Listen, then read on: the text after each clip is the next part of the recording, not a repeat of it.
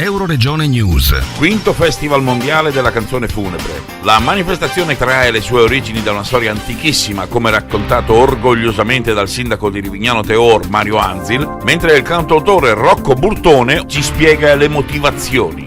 Già Ippolito Nievo, tantissimi anni fa, aveva visitato il nostro paese, la nostra fiera, il 2 novembre era stato in piazza Rivignano e poi ha descritto nelle confessioni di un italiano questa sua vicenda che gli era capitata il 2 novembre a Rivignano, meravigliandosi in maniera piacevole, tra l'altro elogiando questa tradizione, del fatto che a Rivignano, unico posto in Italia, si fosse usi festeggiare il giorno dei morti con grandi canti, grandi balli, grandi bevute. Il festival del 2015 è stato senz'altro il più bello, ma perché?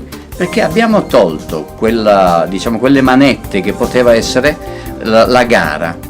Quando tu fai una gara, quando fai un festival dove c'è un premio, eccetera, i musicisti sono sono costretti a scrivere delle cose, che è bellissimo ed è giusto.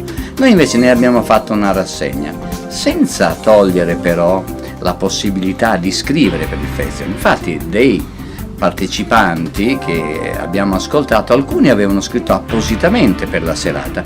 Dal Medio Friuli per Euroregione News, Marco Mascioli. I nostri servizi sono disponibili su internet all'indirizzo www.euroregionenews.eu.